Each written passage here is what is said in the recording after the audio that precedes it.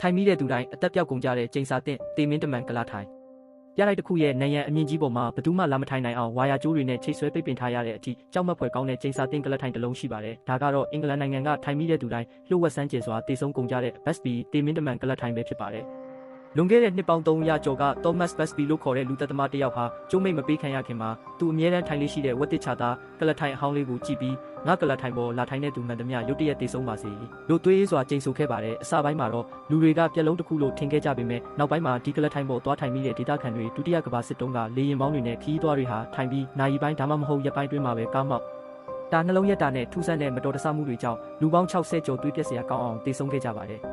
လူပေါင်းများစွာရဲ့အသက်ဝိညာဉ်တွေကိုစုပ်ယူခဲ့တဲ့ဒီကလထိုင်ကိုနောက်ဆုံးမှာတော့ဘယ်သူမှထိလို့မရအောင်ပြလိုက်ရဲ့အမိုးပေါ်မှာဝါယာကျိုးတွေနဲ့ဆွဲချိတ်ထားခဲ့ရပါတယ်။ရာစုနှစ်ပေါင်းများစွာကြာတဲ့အထိမဖြေရှင်းနိုင်တဲ့တေမင်းတမန်ကျင်းစာတွေကိုတည်ဆောင်ထားပြီးမှန်ကောင်းအောက်ကလူတွေကိုအထက်စီးကနေငုံကြည့်နေတဲ့ဒီဝက်တစ်ချသားကလထိုင်ဦးကြီးကတော့ကမ္ဘာထိတ်လန့်စရာ